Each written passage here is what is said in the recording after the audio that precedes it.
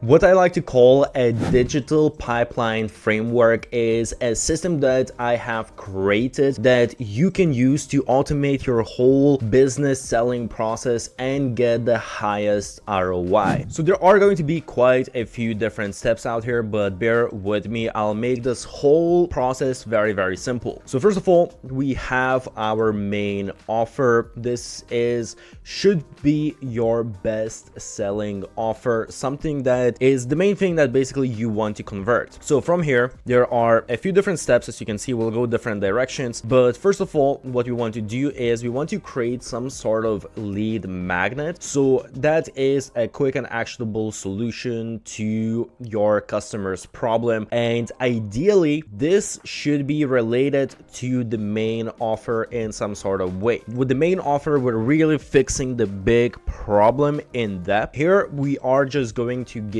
a small, actionable, quick solution to a smaller problem that's related to this problem. By the way, I'm going to leave a guide how I'm making thousands of dollars with less than 5,000 YouTube subscribers, and you can do the same. And I have made a full-on course, free course, how to create a lead magnet. So I will link that. I'm not going to go in here how you do that, but that's step number one. Then from there, we basically just create an opt-in page, very short, very simple page. You don't need much, just a few points what they're going to get once they subscribe to get this lead magnet. And there are different softwares you can use. By the way, I will leave links for recommendations, what I use, and discounts and all of that kind of stuff, so check out the description. But after the opt-in page, once someone opts in to get the freebie, to get the lead magnet, we want to redirect them to a tripwire offer. And this basically means is being redirected to a limited time offer right after someone has opted in. By the way, I created a database of best 100 digital product examples. Check out the description. And there are different ways how you can go about it. And this is just sort of one of the general ways how you go. You can do a little bit more complicated things, but basically now let's say someone opt in to get our lead magnet and we don't sell the main offer yet. We usually want to have a few different offers in here, but in here basically we will want to offer something that's a little bit smaller, and we have to make it sort of an offer they can't refuse. So we're giving maybe 80% discount or something like that, and it is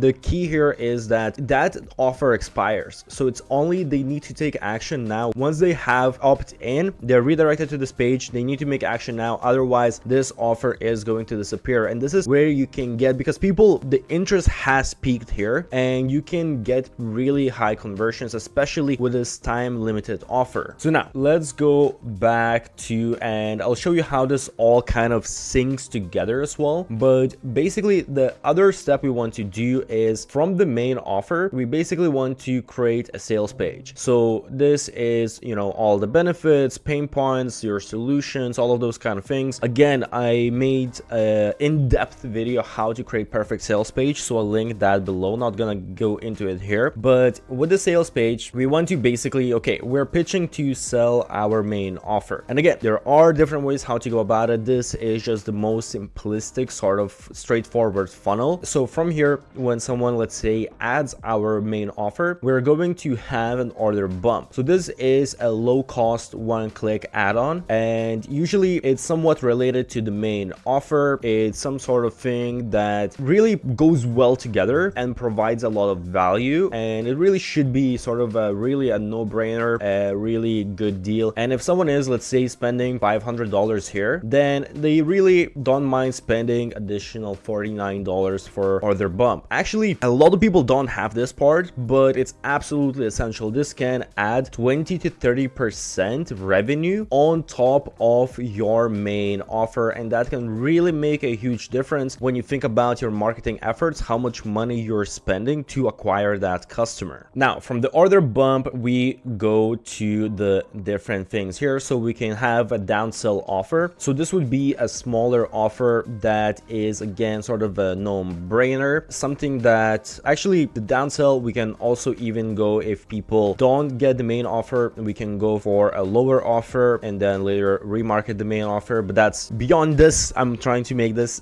pretty simplistic for now. But yeah, downsell is just something that, okay, we can basically sell something that's a little bit cheaper. We can also do upsell offer that's at higher price point. So this is usually what you might have at the back end, and I'll talk about this in just a second. And also you can have some cross-sell offers, basically related different offers on top of what you have already sold or what you're selling. And when it comes to all of this stuff, so this is basically the simplest structure of the things that you want to have. You want to have capturing your leads, having this maybe limited time offer, sales page, order bump, all of these different offers. And again, there are systems, and I'll leave some links. You can go really in depth and you can create really complicated funnels how you go about this. But basically, first of all of this stuff, we actually going to link this back to email sequences. So when we capture leads from our lead magnet, we get people to our email sequences, and then we send them welcome emails, we send them nurturing campaigns, eventually we're going to pitch, then we can send promos, so on and so forth. But basically we set up email sequences that from this step, once someone opts in to get the lead magnet, perhaps they buy the tripwire. If they don't, we are pushing them to our emails, and from emails we're going to be pushing them to our main offer, to our sales page, and so on and so forth. And then if they don't convert to the main offer, if they don't convert to all of these other offers that we have, we are going to also basically have email sequences where we are repitching all of these different offers again. And also from our emails, if we are running some sort of, we're creating content, which I always preach that you should do together. Even if you're not called content creator, you should have some sort of content, because content is simply, it's just a nurture campaign to sell more. It's a soft type of sale. It's showcasing your expertise, it's showcasing testimonials, things like that. So from email as well, to make this even more sort of a flywheel, we're sending people from email to content, and then from content, actually we're going to send people to our emails, send to our website, from website to email, then to content, so on and so forth. This sort of recycling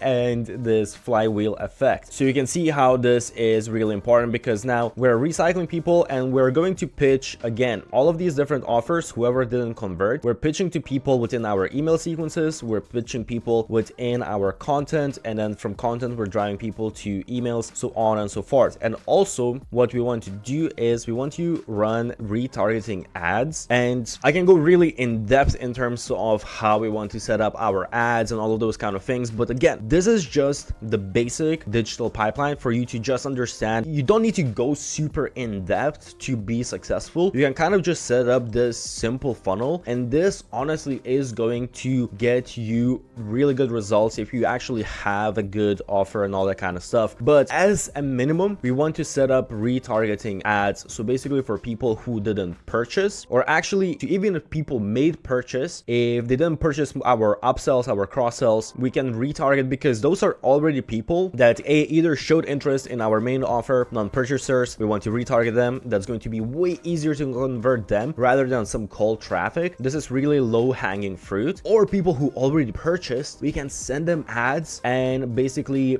get them to buy other offers that we have as well. And by the way, this can usually takes multiple reminders for someone to take action. So you have to understand that people might have just forgotten, they might just didn't have the time, they were not ready yet, it was just wrong timing. But with our retargeting ads, we can push them back into purchasing. So as you can see here, we're taking like a next step. A lot of it is just coming back to that person and setting up the whole system in a way that, okay, we're coming back with our email sequences, with our content, we're creating like a flywheel, we are retargeting people with ads. If you really want to go advanced, you can even go as far as running the retargeting ads to certain piece of content that's going to send people to certain emails, that's going to send to your offer, so on and so forth. Another important thing what you can do is you can set up an affiliate program. So here basically we get other people to promote our offer and we give them commission. So depending on what exactly is your offer, this can be anywhere from, I would say, 10 to 50%. Again, if you go with some very in-depth funnels, you can go as far as offering people 100%, because again, let's say we are selling this offer, but then this is actually not our highest paid offer, it's just our best converting offer. And then we have all of the upsells and cross sells and things like that. That's where we actually make money on the back end. That's for another video. Let me know if you want, I'll create that video as well, how you'd go about creating that sort of strategy. But this is absolutely amazing strategy as well. I absolutely love, because I also do affiliate marketing and I know how it works from both sides. And here again, we have basically people promoting our product on repeat. We don't need to do anything, we just give people commissions. So again, it's just that part of, we want to automate this process as much as possible, so we don't need to be constantly running and trying to get those sales. And a great way of doing that is creating an affiliate program. I will try to leave some resources how to create a good affiliate program, what kind of tools you can use to do that,